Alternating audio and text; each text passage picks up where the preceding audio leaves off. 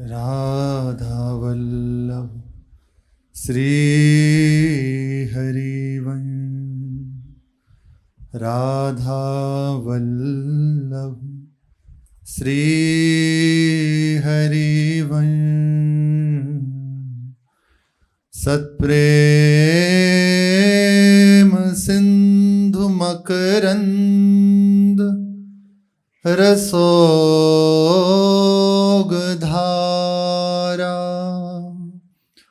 सारानजस्रमभिता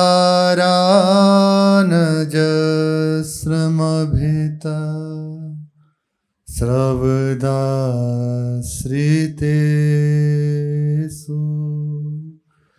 श्रीराधिके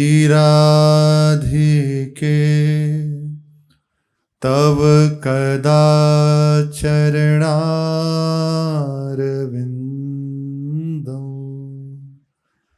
गोविंद जीवन धनं शिरसा वहामि।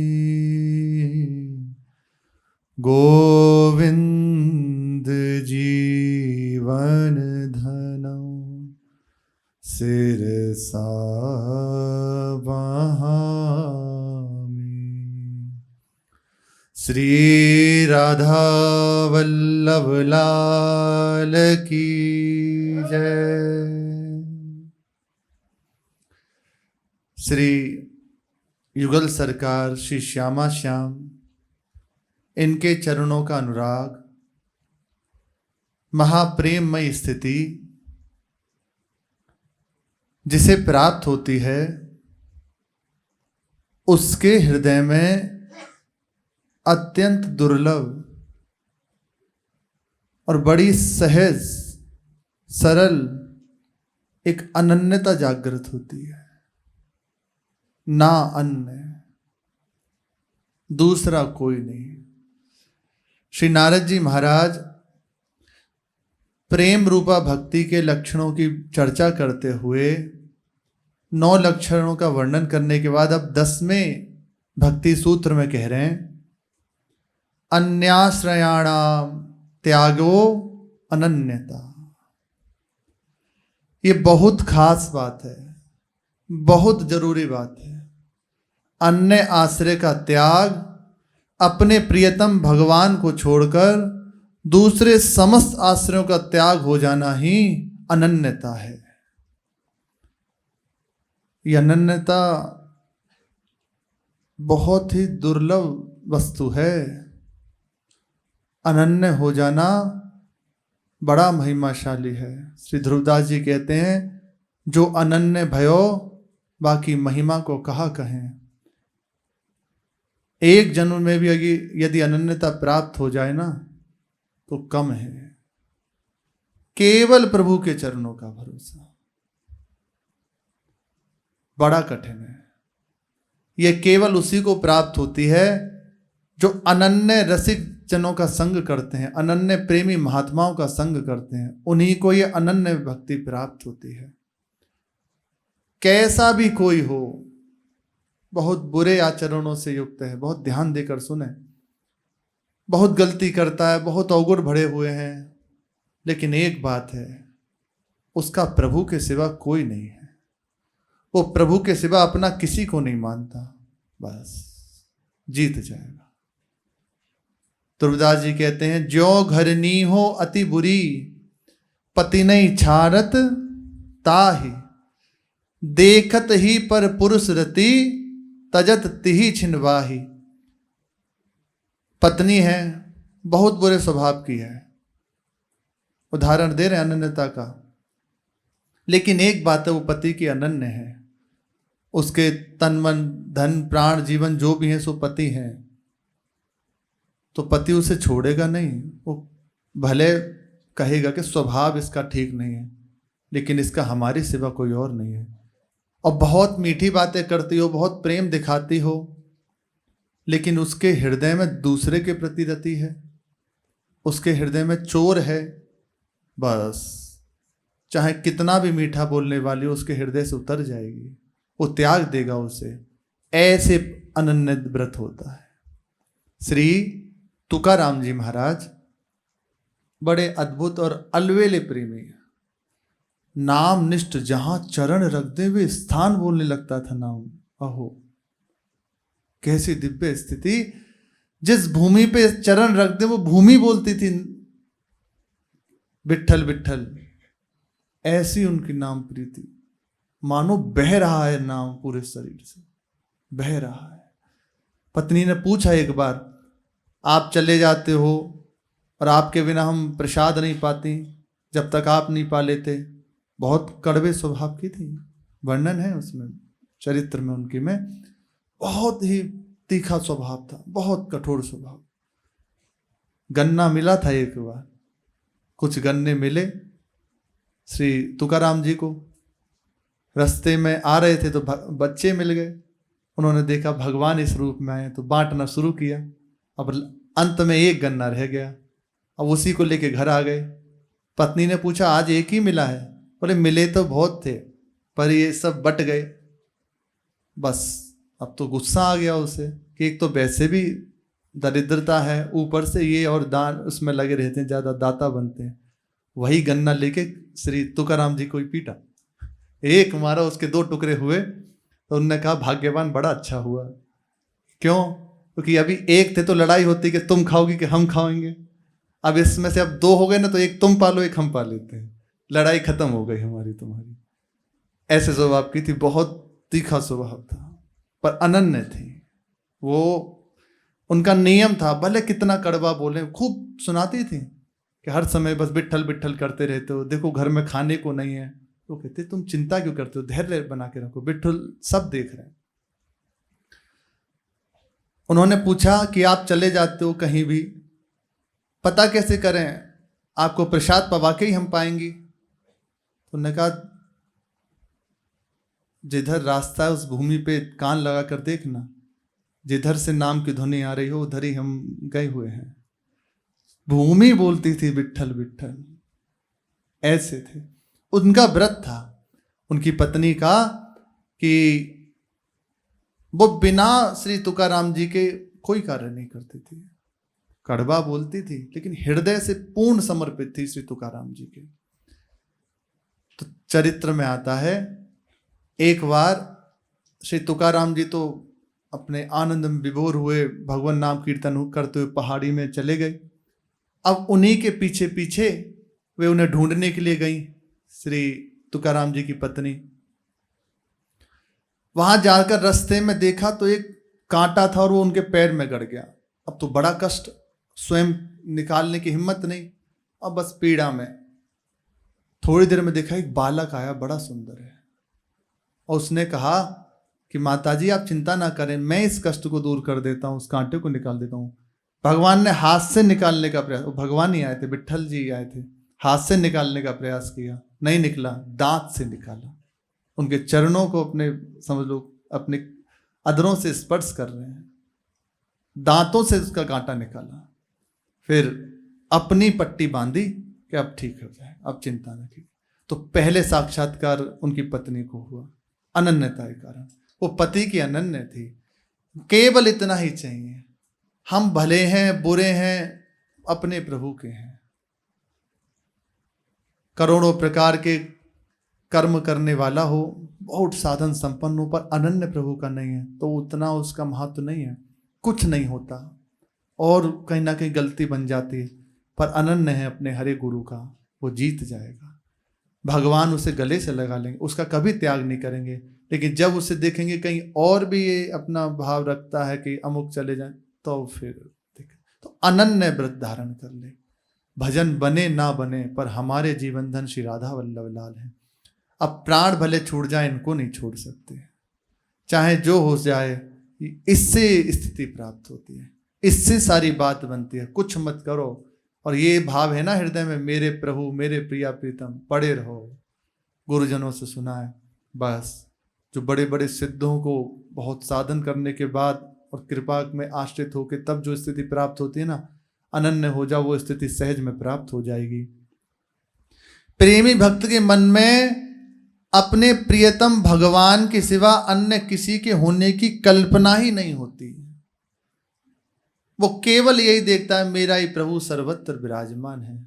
हर देवी देवता किससे द्रोह करे, किसकी निंदा करे, मेरे ही प्रभु उस रूप में विराजमान है। लेकिन आसक्ति इसी रूप में, त्रिभंग ललित श्री श्याम सुंदर वंशी लिए हुए संग में गौरांगी प्रियाजू, बस इसी में हमारी आसक्ति है। कल्पना ही नहीं होती किसी को अन्य को देखने की। वो जहां देखता है अपने प्रभु को ही देखता है। वह दूसरे का भजन कैसे करे, उसे दिखाई नहीं देता कोई और, केवल अपने प्रभु दिखते हैं। चराचर विश्व को अपने प्रियतम का शरीर जानता है, उसे कहीं दूसरा दिखता ही नहीं। उत्तम के असवस मन माही, सपने हूं आन पुरुष जग नाही। हमारे प्रभु के सिवा कोई दूसरा भी है ऐसा वो जानता ही नहीं। विनोदास्पद श्री सूरदास जी ने श्री तुलसीदास जी से कहा, देखो हमारे प्रभु श्री कृष्ण चंद्र जो 16 कला संपन्न है और आपके प्रभु राम जी 12 कला से संपन्न हैं। हमारे प्रभु श्रेष्ठ हैं। विनोदास्पद, एक संतों का विनोद, आनंद। तो श्री गोस्वामी जी महाराज गदगद हो गए, नेत्रों से अश्रु बहने लगे। उनने कहा, आज आपने बड़ी कृपा करी। अब तक तो मैं यही मानता था अवध नरेश श्री दशरथ महाराज के लाडले पुत्र भगवान रामचंद्र जी हमारे आराध्य हैं। आज आपने बता दिया वो भगवान है, उनके अंदर 12 कला संपन्न है वो, आज आपने बता दिया। लेकिन अब तक मुझे ये भी नहीं पता था, मैं तो उन्हें यही जानता था कि वो मेरे प्रभु हैं बस। कितनी भी श्रेष्ठ बातें करो उसके हृदय में नहीं झांकी थी। वृंदावन में भी आए ना श्री गोस्वामी जी महाराज, अब सब जगह ढाक पात सब में राधा राधा होए। गोस्वामी जी कह पड़े कि कहा राम से बैर, कहीं भी सिया राम नहीं सुनने को मिला। जिधर देखो उधर पत्ते पत्ते में राधा राधा नाम यहाँ गूंज हो रहा है। ये तो जिसकी श्रवणेंद्रिय पवित्र हो गई है, शुद्ध हो गई है, वही सुन पाएगा। हमें तो जाने क्या क्या दिखाई देता है, लेकिन जिनकी श्रवणेंद्रिय पवित्र हो गई है उन्हें दिखाई दे रहा है केवल प्रभु ही प्रभु है। गोस्वामी जी आए ठाकुर जी का दर्शन करने के लिए। अब वहीं जिधर देखे वहीं श्री लालजू महाराज, उन्होंने कहा प्रणाम नहीं करेंगे आपको, प्रणाम तो हम श्री अपने ठाकुर जी को ही करेंगे। क्यों? अरे हमारा व्रत है, अपने तुलसी मस्तक जब नवे जब धनुष बाण ले हाथ। हमें संशय नहीं है इस बात में कि तत्व रूप से आप ही हैं, लेकिन हमारा मस्तक तभी झुकेगा जब धनुष बाण हाथ में ले लो। आसक्ति है हमारी, हम दूसरा देख ही नहीं सकते कुछ और। तो कित बंसी कित बांसुरी और कहाँ ये सब छोड़ा ठाकुर जी ने। अपने भक्त के कारणे कृष्ण बने रघुनाथ। श्री ठाकुर जी ने हाथ में धनुष ले लिया और बाण ले लिया और बैठ गए। अपनी अनन्यता में रहे, दूसरा कुछ नहीं, केवल अपने प्रभु में रहे। बड़ा आनंद का विषय है। बने तो रघुबर ते बने, बिगड़े तो भरपूर, तुलसी औरन ते बने, ता बन बे पे दूर। कैसी भी विपत्ति आ जाए, घोर संकट आ जाए, बस हमारी दृष्टि अपने प्रभु के सामने है। बहुत अनुकूलता है तो हमारी दृष्टि बस हमारे प्रभु। सब हमें अनुकूलता दे रहे हैं, सब हमें कृपा कर रहे हैं, सब हमसे बहुत प्यार से बोल रहे हैं, तो हमारी दृष्टि बस अपने प्रभु पर कि आपकी कृपा है, आप करुणा किए हैं इसलिए ये संभव है। और बहुत सब जगह से विपत्ति है, कोई प्यार से नहीं बात कर, तब भी हमारी दृष्टि बस हमारे प्रभु में। ऐसा नहीं कि हम दूसरे को मनाने चले जाएं कि वो हमारी इस विपत्ति में सहायता कर दे। नहीं, चाहे जो हो जाए तो प्राण छूटेंगे पर प्रभु को नहीं छोड़ सकता। ये जीवन प्रभु के लिए समर्पित है। एकमात्र प्रभु ही मेरे हैं, जो कुछ है दूसरा ना रह जाए। रहीम जी महाराज कहते हैं कि आंखों में प्यारे की मधुर छवि जब बस जाती है तो ऐसी उनकी छवि नेत्रों में समा गई कि दूसरे किसी की छवि के लिए स्थान ही नहीं रह जाता। प्रीतम छवि नैनन बसी, पर छवि कहाँ समाए, भरी सराय रहीम लखी आप पथिक फिरी जाए। नेत्र भर गए अब प्रीतम के दर्शन से, उनकी छवि से। अब गुंजाइश ही नहीं रह गई कुछ और आने की, कुछ भी नहीं रह जाता। गोपियां सर्वत्र श्री श्याम सुंदर कोई अनुसंधान करती हैं सर्वत्र। औचक अगाध सिंधु श्याही को उमड़ी आयो। अगाध सिंधु शाही का उमड़ आया, मानो सर्वत्र नीलिमा फैली हुई है। तामे तीनों लोक बूढ़ गए एक संग में, तीनों लोग उस समुद्र में बूढ़ गए, डूब गए।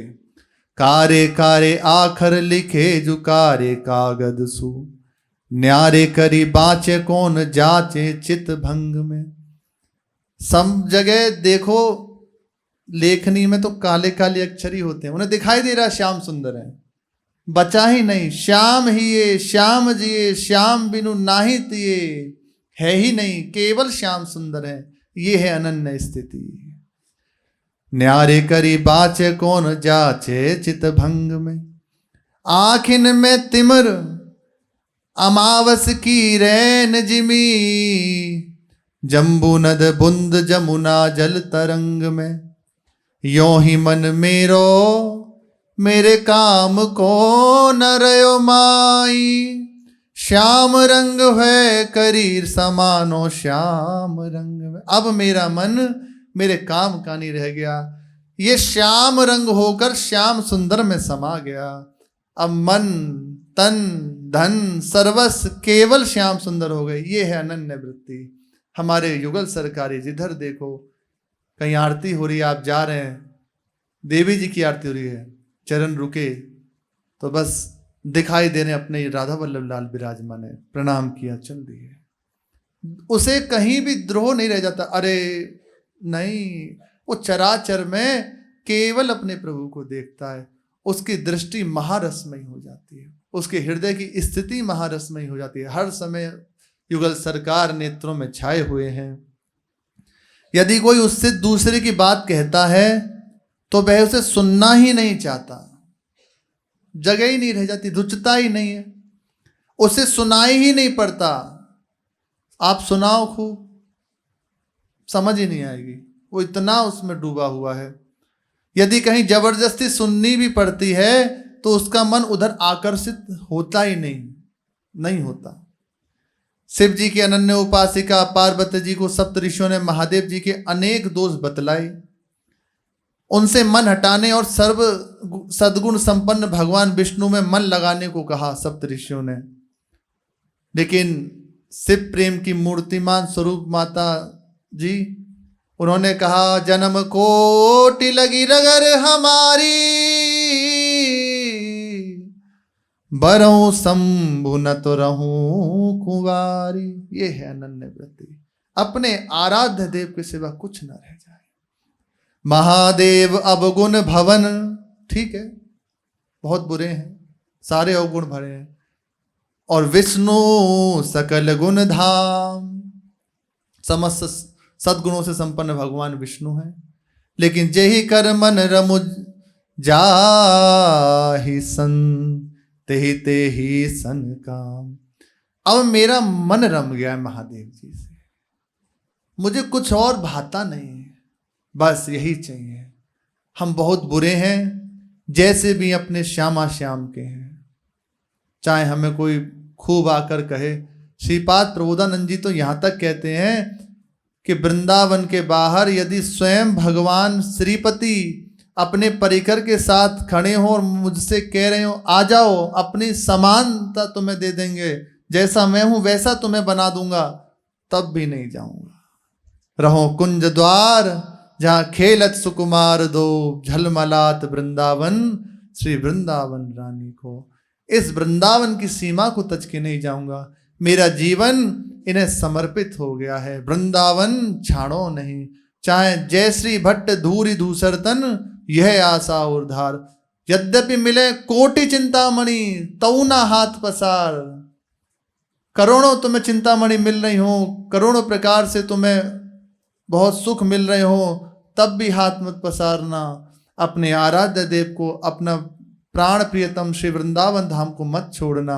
धाम रूप लीला प्रभु एक ही है, इसे मत छोड़ना। ऐसी वस्तु प्राप्त होगी कि संभाल नहीं पाओगे, उन्मत्त हो जाओगे।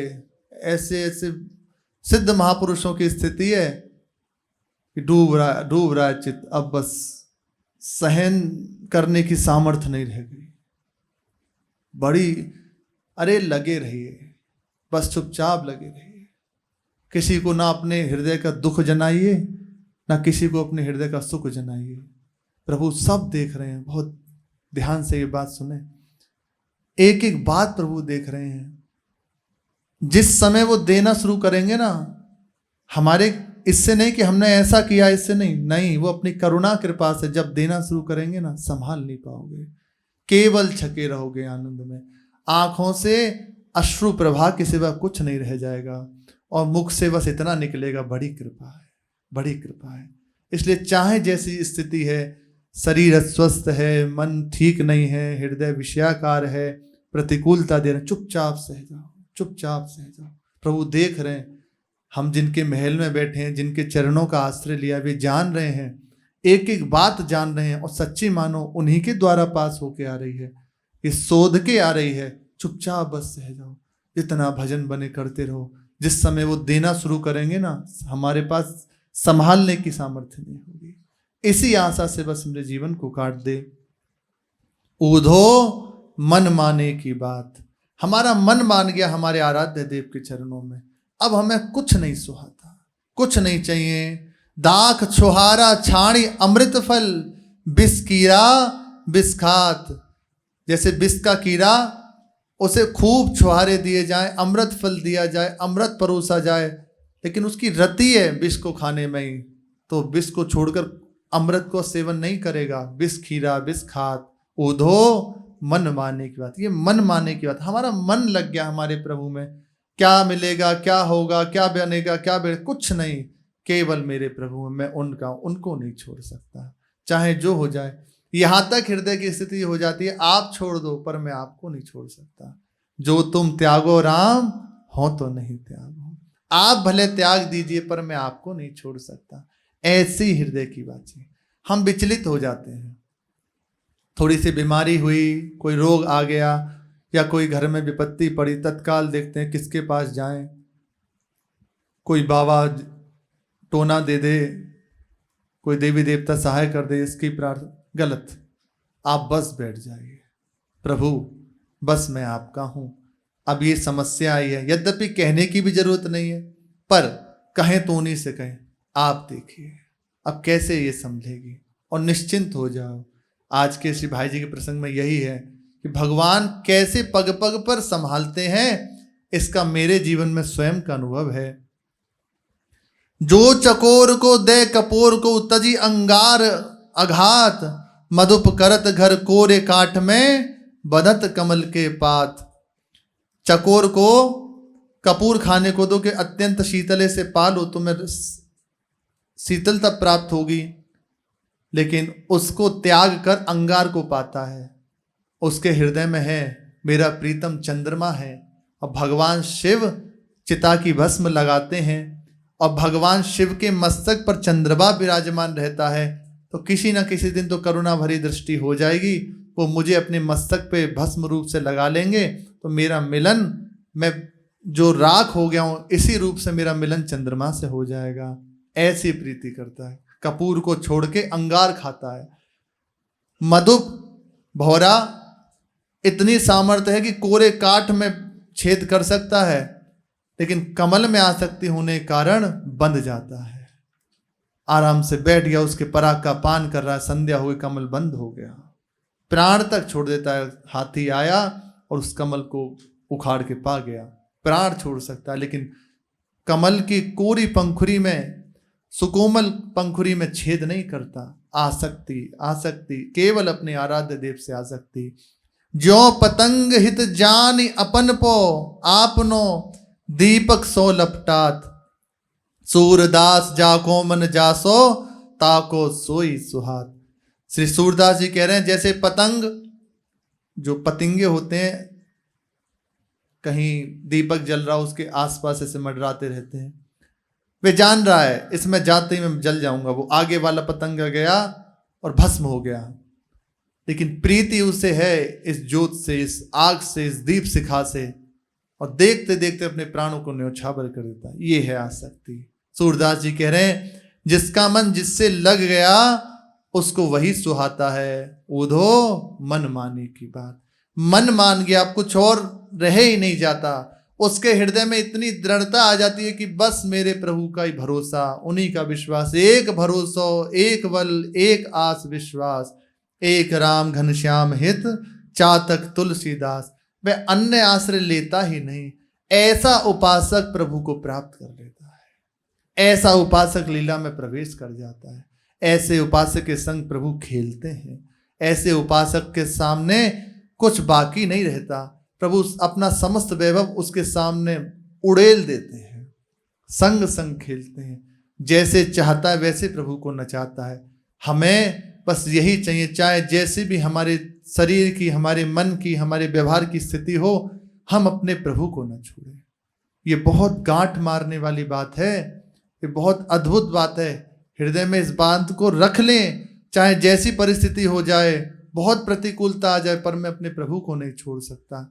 चाहे सब कोई मुझे ठुकरा दें, प्रभु भी भले कह दें किसी के द्वारा, हम उसका प्रेम स्वीकार नहीं करते, लेकिन तब भी मैं आपका हूं, आपके लिए हूं, कभी मत मिलो, ऐसे जीवन आपके लिए बिता दूंगा। अरे बड़ा आनंद की बात है, एक तरफा प्रेम जिसे कहते हैं। संसार में ही देख लो, लौकिक प्रेम जब किसी को हो जाता है, उसे पता है कि सामने वाला अनुकूल नहीं है, ने प्राण छोड़ देता है, केवल इसी भाव में कि प्राप्त कर नहीं सकता और रह सकता नहीं हूं। एक प्रसंग आता है एक महापुरुष के जीवन का। वे एक बार जहाज से जा रहे थे। उसी जहाज में, पानी के जहाज से, एक बंगाल के परिवार बैठा हुआ था, बंगाल का परिवार। उन्होंने अपने द्वारा ही ये चरित्र लिखा है कि प्रेम कैसी अवस्था है, उच्च अवस्था है। जहां प्रेम प्रकट हो जाए उससे कुछ दूसरा नहीं सुहाता। उन्होंने स्वयं लिखा कि वो बंगाल का जो परिवार था, वे भी वहीं बैठा था जहां वे महापुरुष विराजमान थे। अब वे अपने एक सेवक के संग बैठे हैं। समीप में ही एक स्त्री शरीर और उसका भाई और उसके माता पिता बंगाल के थे। वे उसी जहाज में बैठे हुए थे। अब ये देखो भगवत लीला, मन मान गया, एक बार बस दृष्टि भर के देखा, बस हृदय समर्पित हो गया उस स्त्री शरीर लड़की का, बस समर्पित हो गया। तो उनके संग जो सेवक थे, उनसे उनका नाम, कहाँ रहते हैं, ये सब पता कर लिया उसने। वे तो चले गए। अब ये बात आई गई हो गई, ना उन महापुरुष को इस विषय में कुछ पता, कुछ नहीं पता। अब वे तो गए अपने, 4 वर्ष बीत गए, लेकिन उसके हृदय की प्रीति उसने समर्पित कर दिया, जीवन अपना। विवाह हुआ उस लड़की का। उसने इस कारण से किया कि बाहर ही कोई लीला करने की आवश्यकता नहीं है, तो जैसे तैसे विवाह कर लिया। घर पहुंची। अब उसने कहा कि पति से संयोग होगा, ये तो संभव नहीं है, क्योंकि मेरे तन मन प्राण अपने प्रीतम को समर्पित है। अब मैं ऐसा तो नहीं कर सकती। रात्रि में ही घर छोड़ के चली गई और उस समय जहां वे महापुरुष विराजमान थे वहीं पहुंच गए। पत्र के द्वारा पहला संदेश दिया। वो पत्र उनके पास आए, वो तो पूरा जो है उसमें लिखा था कि पहली बार मैंने आपको वहां देखा और ऐसे ऐसे पूरी स्थिति का वर्णन किया।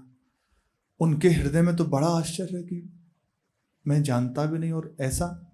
तो उन्होंने बताया कि अमुक स्थान पे मैं एक बार आपसे मिलना चाहती हूँ। वो ठीक है, गए, पर अपने साथ एक साथी को ले गए थे, इसलिए वहां जाकर भी उन्हें उनसे मिलन नहीं हुआ। फिर अगले दिन उनके पास पत्र गया कि मैं वहां थी, लेकिन आपके साथ कोई और भी था, इसलिए मैंने मिलना उचित नहीं समझा। अब मैं फिर बताऊंगी कहाँ कैसे। और प्रच्छन्न वेश में, उनके पास कुछ धन था। जब उनका विवाह हुआ तो माता जी ने उनके पल्लू में 12 सिक्के स्वर्ण के बांध दिए थे, वही धन लेकर बस पहुंची। तो अपना वेश बदला। फिर दोबारा पत्र आया उनके पास और पत्र पे कहा कि अमुक मंदिर के पास मैं हूं। वे गए। बहुत देर तक, घंटों तक चर्चा होती रही उनके प्रेम पे। निर्मल प्रेम, काम गंध शून्य प्रेम पर न्योछावर हो गए। उनने कहा तुम चिंता मत करो, यहीं रहो, सब व्यवस्था हो जाएगी। उसने कहा नहीं नहीं, मैं अपने प्रेम को कलंकित नहीं करना चाहती। मैं जानती हूं कि आपको पा नहीं सकती, लेकिन बस आपसे मिलने की, एक बार आपको देखने की मेरी हृदय की इच्छा थी। मैं ये भी नहीं चाहती कि आप मेरी प्रीति को जाने। बस अब जब दोबारा अवसर होगा तब मिलूंगी। और उतना कह के चली गई। कुछ समय बाद फिर से उनका पत्र उन्हीं महापुरुष के समीप आया। उसमें लिखा था कि शरीर अब विरह अवस्था से भारी आक्रांत है। अब इस विरह को सहन करना मेरी सामर्थ्य नहीं है, इसलिए मैं इस शरीर को आपके चरणों में न्योछावर करती हूँ और प्रयाग जी में जाकर जल समाधि ले ली। जानती थी मिलन हो नहीं सकता, न्योछावर कर दिया। दूसरे से विवाह हो गया, लेकिन नहीं, मन समर्पित हो गया। सोचो, संसार में जब एक बार ऐसी बात हो सकती, फिर प्रभु घोर विपत्ति स्वीकार करी, भटकना पड़ा, शरीर न्योछावर कर दिया, लेकिन दूसरे का वरण नहीं किया। हमें चाहे जैसी स्थिति प्राप्त हो जाए, चाहे कोई अनुकूल हो ना हो, सब प्रतिकूल हो जाए, पर हम अपने प्रभु को ना छोड़ें। सब बात बनी बनाई। परिस्थिति आती ही इसीलिए कि आपको देखने के लिए आप कहाँ हो। वो प्रतिकूलता और दृढ़ करती है भगवत चरणों में। प्रतिकूलता इसलिए नहीं आती कि उसे डिगाने के लिए, प्रतिकूलता केवल इसलिए आती है कि इसका विश्वास और दृढ़ हो जाए, इसे इस प्रतिकूलता में अनुभूति हो। सबके जीवन में आती है। निश्चित रहें, दृढ़ भरोसा अपने प्रभु का रखें। हमारे प्रभु हर समय हमारे साथ हैं। आज भाई जी के कुछ जीवन की अनुभूतियां हैं इसी अनन्यता की, इसका श्रवण करते हैं। भगवान अपने सच्चे भक्त का कितना ध्यान रखते हैं, इसका थोड़ा सा दिग्दर्शन इन घटनाओं से प्राप्त होता है। भक्त चाहे याचना करे या ना करे, भगवान अनहोनी लगने वाली बातें स्वाभाविक रूप से घटित कर देते हैं। भाई जी बराबर कहा करते थे कि भगवान की कृपा से असंभव भी संभव हो जाता है। यह बात वे केवल शास्त्रों के आधार पर नहीं कहते थे, उनके जीवन में ऐसी घटनाएं घटी थी जिससे उनका विश्वास अडिग हो गया था। बंबई में भाई जी के एक साथी थे, श्री हरिराम शर्मा जी, जिनके द्वारा उस पारसी प्रेत का उन्होंने पिंडदान कराया, श्राद्ध कराया। वे इनके मित्र थे। ये रुई की दलाली करते थे बंबई में। भाई जी के परम मित्र श्री रामकृष्ण डालमिया उस समय सट्टे के नुकसान में, कारोबार था सट्टे का, उसमें नुकसान कर चुके थे, उन्हें भारी नुकसान उसमें हुआ था। भाई जी ने हित की दृष्टि से श्री हरिराम शर्मा जी से कहा कि तुम इस समय उस मित्र का सट्टे का काम नहीं करना। अगर वे उस कार्य के लिए तुमसे धन मांगे, सहयोग मांगे, तो करना मत। स्पष्ट मना कर दिया। उन्हें को अभी अभी नुकसान हो चुका है, यदि और अधिक नुकसान हुआ तो वह दे नहीं सकेंगे। उनके हित के लिए ही कहा भाई जी ने। पर विधि का विधान, लोभ बड़ी बुरी चीज है। उन्होंने सोचा कि ठीक है, भाई जी कह रहे हैं, अब उन्हें नुकसान हो गया, धन की आवश्यकता है, मैं दे देता हूँ। हरिराम शर्मा ने सोचा मुझे लाभ हो जाएगा, कुछ पैसा बढ़ के मिलेगा। लोभ बड़ी बुरी चीज है। हरिराम ने दलाली के लोभ बस उनका बड़ा सौदा कर दिया, बहुत बड़ी रकम का सौदा कर दिया। उसमें फिर अधिक नुकसान हो गया, क्योंकि विधान ऐसा था उस समय, और भारी नुकसान फिर हो गया। डालमिया जी का अब भुगतान करने की सामर्थ्य नहीं, अब वो स्थिति में ही नहीं थे कि उसका भुगतान कर सकें। भुगतान न होने से हरिराम जी की इज्जत चली जाती, क्योंकि इतना बड़ा पैसा, उतना ही रकम उस समय। हरिराम जी अत्यंत उदास होकर भाई जी के पास आकर बैठ गए और सारी परिस्थिति भाई जी को बता दी। भाई जी ने कहा, मैंने इसलिए तुम्हें पहले ही सावधान किया था, मेरे पास इसकी कोई व्यवस्था नहीं है, मैं कुछ नहीं कर सकता। अब इतनी बड़ी रकम कहाँ से लाएंगे, तुम जानते ही हो। उन्होंने ऐसा कहा। अब इतनी बात सुन के कि अब तो मेरी इज्जत चली जाएगी, अब तो कोई रास्ता नहीं है, कहाँ से लाऊंगा इतना धन। रोने लगे और बोला अब मैं क्या करूं। भाई जी ने कहा और क्या करोगे, भगवान के सामने रो, वही इस समय तुम्हें संभाल सकते हैं, वही तुम्हें इस समय सहयोग दे सकते हैं। देखो आई विकट परिस्थिति, लेकिन अपने प्रभु के अनन्य हैं। तो बस भाई जी ने जो ही कहा कि भगवान के सामने रो, भगवान कातर प्रार्थना अवश्य सुनते हैं। वह समीप की कोठरी में चले गए, एक समीप में कोठरी थी, और चले गए, अंदर से दरवाजा बंद कर लिया और भगवान से रो रो के प्रार्थना करने लगे कि प्रभु बस अब आप बचा सकते हो। भाई जी की प्रेरणा और उनके हृदय का विश्वास, कातर प्रार्थना। थोड़ी देर में भाई जी के पास एक मित्र थे, भाई जी के बाल कृष्ण जी, उनका फोन आया। उन्होंने कहा चौपाटी घूमने चलोगे क्या? चलो तो मैं गाड़ी लेकर आ जाऊं, भाई जी से कहा। भाई जी ने कहा कि ठीक है चलते हैं। भाई जी के हाँ कहने पर वे गाड़ी लेकर आ गए और दोनों घूमने चले गए। दूसरी बातें होने लगी। लौटने पर उन्होंने अचानक भाई जी से पूछा, जो बालकृष्ण लाल जी पोद्दार थे, उन्होंने पूछा आजकल हरिराम कहाँ है, दिखाई नहीं देता। भाई जी ने सारी घटना बता दी, जो नुकसान हुआ था, उन्होंने दलाली के लिए पैसा दिया और सब। भाई जी ने सारी बातें बता दी। वे रुपए देने के मामले में बहुत अनुदार व्यक्ति थे।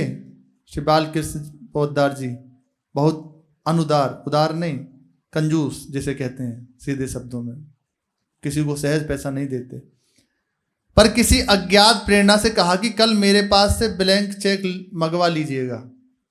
पैसा नहीं देते किसी को, पर भगवान के द्वारा देखो लीला हुई, उनका हृदय परिवर्तित हो गया। बहुत धनी मानी थे। उन्होंने कहा मेरे पास से ब्लैंक चेक मंगवा लीजिएगा।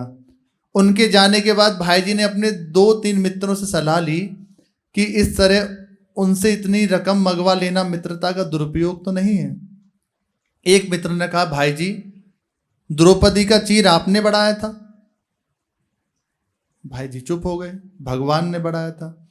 आपने उनसे कहा कुछ तो था नहीं, उन्हीं ने स्वयं तो कहा है। उन्होंने अपनी तरफ से हरिराम को बुलाकर सारी बातें बता दी। जो हरिराम रो रहे थे उन्हें बुलाया और सारी बातें बता दी। वह तो गदगद हो गया और आनंदित हो गया कि अब तो इज्जत बच जाएगी हमारी, भगवान ने कृपा कर दी। सारी बातें डालमिया जी को बता दी गई जिनका नुकसान हुआ था। वह तो और उन्होंने एक रसीद लिखकर भेज दी और साथ में अपनी पैतृक संपत्ति के पट्टे भेज दिए। दूसरे दिन रसीद और पट्टे श्री बालकृष्ण लाल जी को भेज दिए गए। उन्होंने कहा मैं कभी पट्टे रखकर रुपए नहीं देता हूं, मैं तो कभी रुपए देता ही नहीं। यह तो पता नहीं क्या हो रहा है, भगवान की लीला है। मेरे मन में क्यों आ गई ये बात। रसीद उन्होंने स्वयं फाड़ के फेंक दी और पट्टे लौटा दिए और ब्लैंक चेक को सही करके दे दिया। जितना पैसा उसमें भरना था वो दे दिया। सभी लोग आश्चर्यचकित हो गए कि ये भगवान की अचिंत्य कृपा, केवल भगवान की कृपा, केवल भगवान की कृपा। रुपयों का भुगतान समय पर हो गया। 2-3 महीने बाद रुपये श्री डालमिया जी ने ब्याज सहित लौटा दिए। दूसरी घटना इससे भी अधिक आश्चर्य की हुई। भाई जी अपने शब्दों में लिखते हैं बंबई की बात। हमारे एक पार्टनरशिप फर्म था। एक बार एक सज्जन को कष्ट के समय मैंने अपने साझीदार से बिना पूछे रोकड़ से 10,000 रुपये दिला दिए। जिस समय व्यवसाय करते थे भाई जी, उस समय की बात है। बे रुपये उन्होंने कहीं से ला तो दिए, पर जहां से लाए उन पर कोई बड़ी आफत आ गई। वे सज्जन मेरे पास आकर बहुत रोए कि कैसे भी एक बार 2-3 महीनों के लिए रुपए मिल जाएं तो बाद में कहीं से मंगवा देंगे। अब 10,000 रुपये उस समय बहुत होते थे। 1920-30 की बात है, बहुत होते थे। वे बहुत ऊंचे घराने के आदमी थे। देश के बहुत ऊंचे महान पूज्य नेता के घराने के व्यक्ति थे। मेरे मन में आए कि किसी तरह इनका काम निकाला जाए, लेकिन अब मैं क्या करूं, मेरे पास तो इतनी रकम थी नहीं। मेरे पास तो बस भगवान का नाम था। उन दिनों भाई जी कह रहे हैं, उन दिनों में सकाम जब कर लेता था। उन दिनों सकाम जब कभी कभी करता था, पर बहुत कम। बात सन 1924 के पहले की है। उसके बाद तो मैंने सकाम जप नहीं किया। उसके बाद के अनुभव तो मुझे नहीं बताने हैं। जितने मुझे अनुभव हुए वे मुझे बताने नहीं है किसी को। भाई जी ने बस जप शुरू कर दिया। अब की भगवान ही कृपा करेंगे, यही कोई तो देखो, जो कहते हैं कि 1 महीने जप किया चेक नहीं आया, भाई जी कह रहे हैं मैंने सकाम जप शुरू कर दिया। गुरुजन कहते हैं आप जप कीजिए, जिस निमित्त से करेंगे वो हो जाएगा, पहले पाप नष्ट होंगे। मैंने जप शुरू किया। वे बेचारे बड़े उदास थे। मैं उनके साथ अपनी गद्दी से नीचे उतरा। हम लोग साथ साथ उनके ऑफिस की तरफ जाने लगे। हम लोग इंडिया बैंक के सामने पहुंचे तो हमारे एक मित्र मिले। देखो भगवान ने कैसा लीला विधान किया। उनके मित्र में उन्होंने कहा आप दोनों उदास क्यों हैं। सारी घटना उनको बता दी गई। उन्होंने सहानुभूति प्रकट करते हुए कहा कि सामने इंडिया बैंक है, इसमें मेरा खाता है, मेरे रुपए अफ्रीका से आने वाले हैं, यदि आ गए होंगे तो रुपए मैं अभी दे देता हूं। उनका अनुमान था कि रुपए तो 2 सप्ताह बाद आएंगे, इस तरह रुपए देने भी नहीं पड़ेंगे और मित्रोचित व्यवहार भी हो जाएगा। भगवान की लीला बड़ी विचित्र होती है। निमित्त से किया था ना जब, और भगवान की आशा रखी। देखो परिस्थिति पड़ी पर भरोसा बस प्रभु करा, कहीं गए नहीं, किसी मांगा नहीं, बस प्रभु के भरोसे हो गए तो प्रभु ने व्यवस्था बना दी। ना अन्य दूसरा नहीं होना चाहिए। बड़ी विचित्र होती है भगवान की कृपा। रुपयों की जरूरत तो आज हुई और व्यवस्था भगवान पहले से ही कर देते हैं। हम लोग सामने के फुटपाथ पर इंडिया बैंक गए। उन्होंने पूछा कि हमारे खाते में, जो बैंक वाले थे उन्हें अपना खाता दिखाया। उनसे कहा हमारे खाते में कितने रुपए हैं।